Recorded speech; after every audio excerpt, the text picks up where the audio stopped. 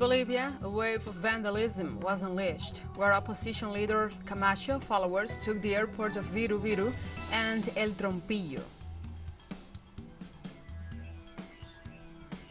In Peru, former President Pedro Castillo reiterates his innocence and blames the President Dina Boluarte for the social chaos that the country is experiencing.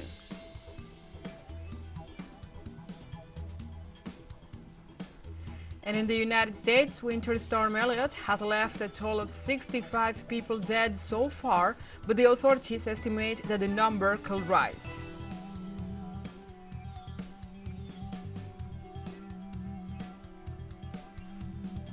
From the headquarters of TeleSUR English in Havana, Cuba, this is From the South. I'm your anchor, Gladys Quesada, and these are the news. In Bolivia, the police forces of the Department of Santa Cruz detained the local governor Fernando Camacho under terrorism accusations. According to the authorities, the official is accused of promoting the 36-day strike in that jurisdiction to demand the advancement of the population census. The police intercepted Camacho aboard a vehicle and later transferred him to the international airport of Viru Viru to take him to La Paz City, where the accusations against him are being filed. Camacho is under investigation by the prosecutor's office for the political crisis of 2019, when the right wing led a coup d'etat against the former president Evo Morales.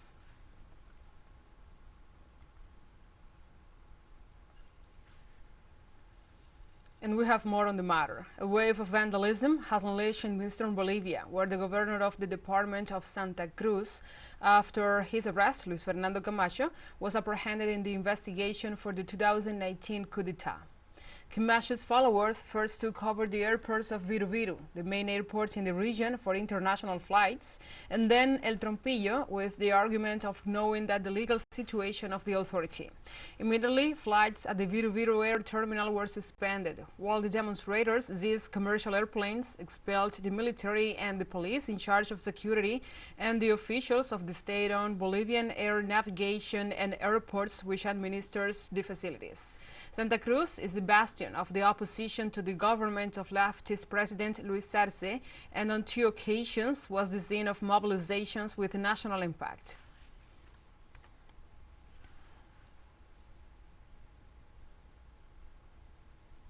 Let's move on to other topics. In Argentina, the organization Grandmothers of Plaza de Mayo announced on Wednesday that they had successfully identified the 132nd missing grandchild. The organization highlighted its identity restitution as a case that renews hopes of its path of truth, memory, justice, and identity. The Grandmothers of Plaza de Mayo provided the details during a press conference at the House for the Identity in the space of memory and human rights. After documentary research and thanks to DNA studies, the grandson was able to confirm that Mercedes del Valle Morales was his mother. Mercedes was kidnapped along with part of her family on May 20th, 1976 in Monteros, Tucumán. Her son was only 9 months old. The announcement takes place less than a week after the successful identification of the 131st missing grandchild.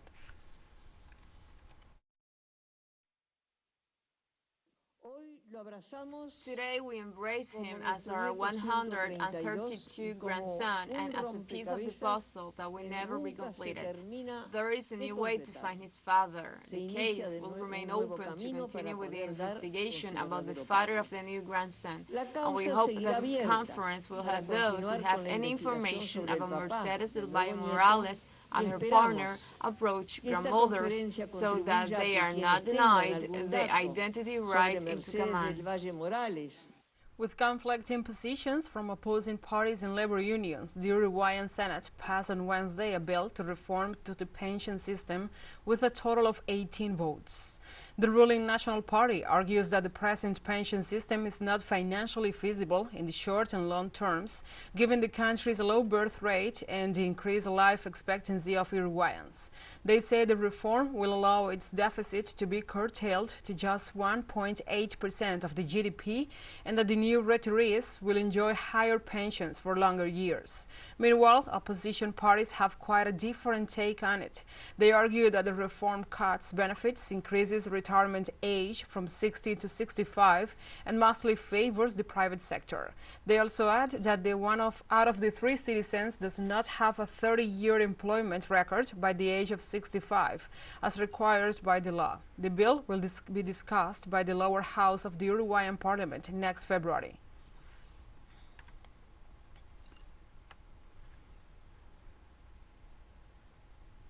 On Wednesday, Uruguay's state-owned energy company announced a 3.5% increase in electricity bills as of January 1, 2023. The board of directors of the country's National Administration of Power Plants and Electric Transmissions have decided on the adjustment. Such an increase is above half of the inflation projected by the government for the coming year, which is around 6.7%. According to local media, the Broad Front's director in the company, Fernando Camacho, opposed the measure and is in favor of keeping residential tariffs frozen.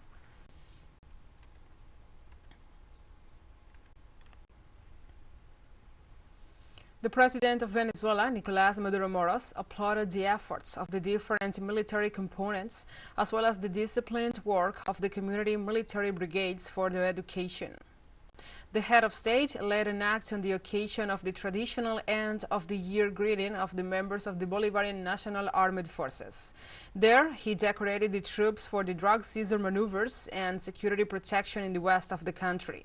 President Nicolás Maduro Moros visited the military equipment demonstration used for the defense of the national sovereignty. In this context, the military authorities gave a report on the military community brigades development for education called Bricomiles.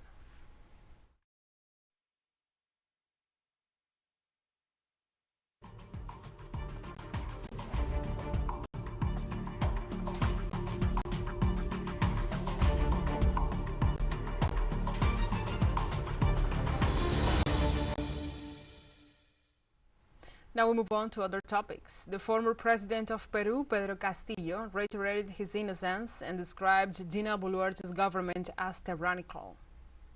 In this regard, the former president blamed the new president for the social situation the nation is going through after the Congress decided to dismiss him on December the 7th for allegedly committing rebellion.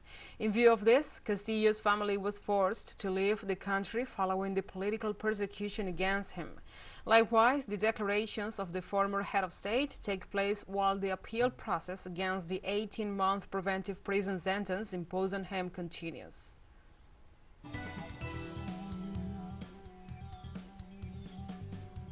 Let's take a short break, but first, remember you can follow us on our TikTok account at TeleSUR English, in which you will be able to see news in different formats, news updates and more.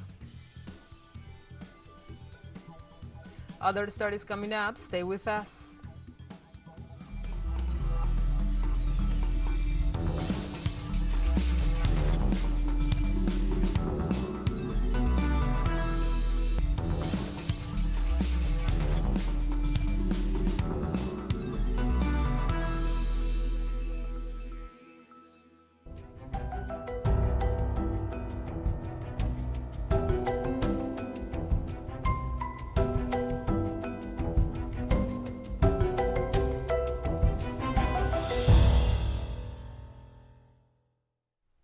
Welcome back to From the South. Heavy rains, death toll in the Philippines have risen to 29 as a result of the flooding. According to reports from rescue agencies, work is still underway to search for another 26 reported missing. Likewise, the National Risk Reduction and Disaster Management Council indicated that 16 of the 29 deaths were reported in the northern Mindanao region, while 12 of the 26 missing are from the eastern Bicol region.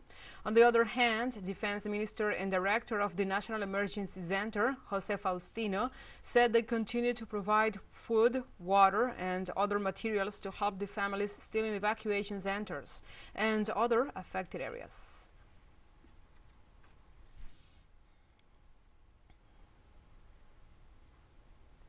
In the United States, Winter Storm Elliott has left a toll of 65 people dead so far, but authorities estimate that the number could rise.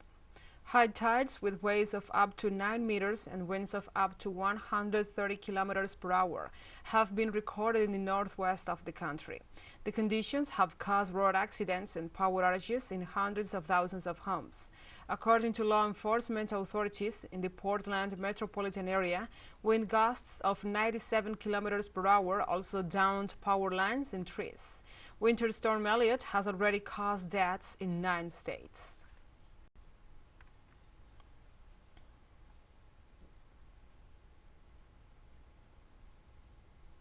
And the Niagara Falls are spectacular for all spectators in any season of the year, but winter, and especially winter storms with freezing temperatures, turn the flowing stream into a evanescent sculpture. Let's see. The winter storm that hit several areas of the U.S. generated the partial freezing of Niagara Falls and its surroundings. The spectacular winter wonderland shared by users of social media is the result of the sub-zero temperatures, which freeze the mist and spread off the falls, forming a layer of surface ice on the water. Progressively, these layers of ice accumulate at the base of the falls, giving rise to the phenomenon known as ice bridge, as the collection of ice can get up to 12 meters thick. The volume of water following beneath the ice sheets, as well as the continuous movement of the Niagara River, prevent the falls from freezing over completely. However, the U.S. side came close to freezing on at least 5 occasions because of floating ice blocking the upstream flow of water. Beginning in 1964, it was decided to place an ice barrier to control the potential damage its accumulation could cause. The 2.7-kilometer-long fence is made of floating steel pontoons placed between the Canadian city of Fort Erie and the U.S. city of Buffalo. According to information from Niagara Falls State Park, about 3,160 tons of water flow over it every second at a fall rate of 9.7 meters per second. And precisely in the U.S., 43,567 people have been killed by gun violence this year. More than 1,000 were minors. According to the Gun Violence Archive, founded in 2014, 1,631 minors died and 4,400 others suffered gunshot wounds in 2022, while over 300 of the children killed were under the age of 12. This represents the second highest total of mass shootings since the tracking began, being this the third consecutive year with more than 600 of such incidents. These figures indicated a 324 increase in child fatalities over the previous year and a steep rise of 111 more deaths compared to 2014. Finally, the entity said that the majority of deaths from gun violence in the country have been in suicides, while over 1,500 unintentional shootings also took place.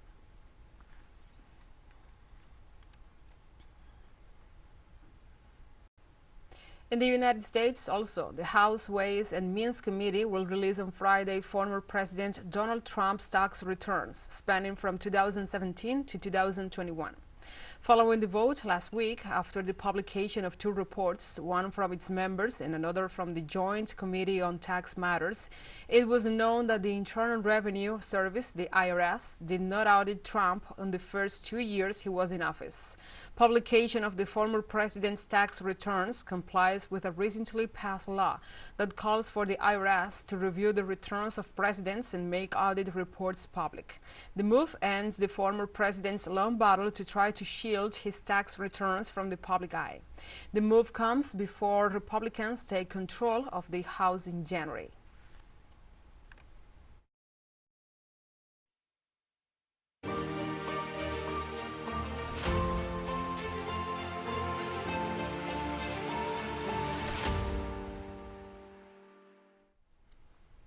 Now we move on to other topics. A Ukrainian S-300 missile fell today in the territory of Belarus, Belta agency reported at the moment. There is no information about possible casualties. The incident takes place 1 month after a similar case in Polinia, which resulted in the death of 2 people. It is specified that following Lukashenko's instructions, a group of specialists from the investigative committee and the country's defense ministry are establishing the causes of the crash. According to available information, there are two main versions of what happened. Either the missile flew into the territory of Belarus, just like the recent incident in Poland, in the wrong direction, or the missile was shot down as a result of the Belarusian air defense system, the agency reported.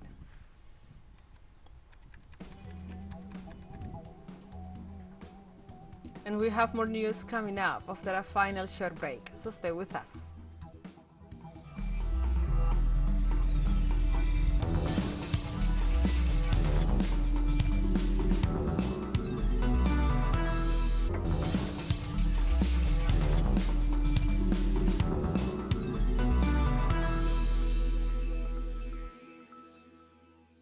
So, welcome back. Saudi Arabia's pressure against Yemen increases. Invading forces block imports from Hodeidah port, causing the paralyzation of port operations. Authorities of the Red Sea Ports Corporation described as a criminal behavior the prohibition of import and entry of parts and spare parts of equipment and machines by the Arab country. Official Mohammed Iskak pointed out that the implementation of this measure is an aggression against the Yemeni people, and this affects the operation of this port as an important source of humanitarian aid and basic commercial goods for them.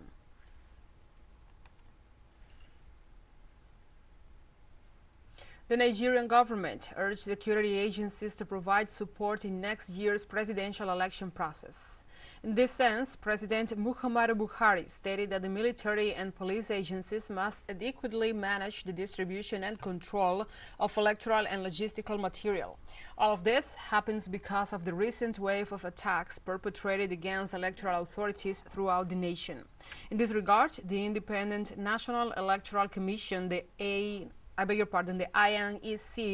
deployed more than 60% of the non-sensitive materials required for the celebration of the upcoming elections. According to the electoral calendar, the presidential and legislative elections will take place on February 25th, 2023.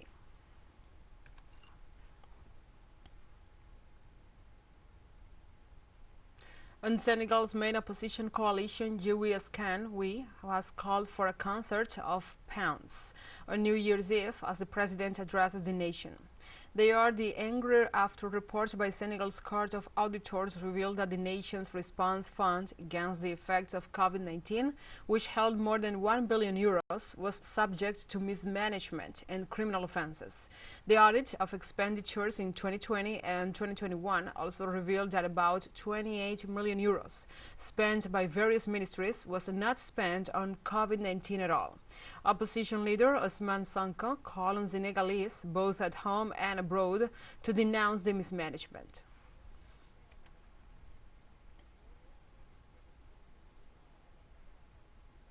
In South Africa, electricity load-shedding forces companies to scale back just as the country was recovering from the COVID-19 health crisis. Cities such as Johannesburg struggle with an overburdened power grid and failing infrastructure. 2022 has been one of the worst years for South Africans in terms of power cuts. The country was prey to more than 200 days of load shedding as state-owned Eskom, which supplies more than 90% of the country's electricity, failed to produce enough power. After a lull over Christmas, power cuts are slowly resuming. The downturn is due to ill-managed Asian coal-fired power stations that regularly break down. In addition, these blackouts are having a direct impact on the economy and growth, just as the country was recovering from the COVID-19 health crisis.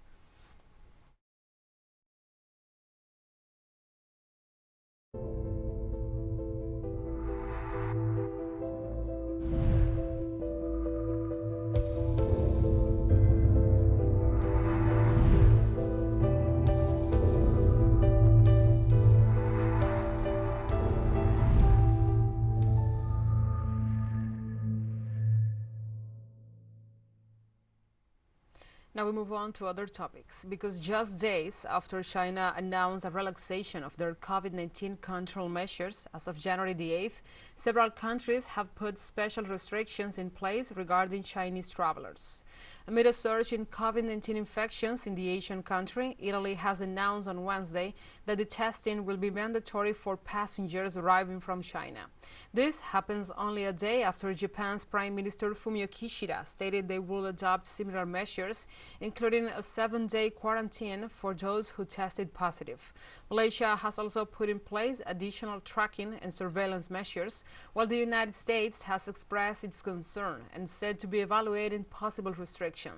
Meanwhile, Chinese Foreign Ministry spokesperson Wang Wenbin said at a briefing that measures by any country need to be science-based and proportionate without affecting normal people-to-people exchange. He also praised China's handling of the pandemic so far and denounced the political bias behind international media coverage of their decision to open borders.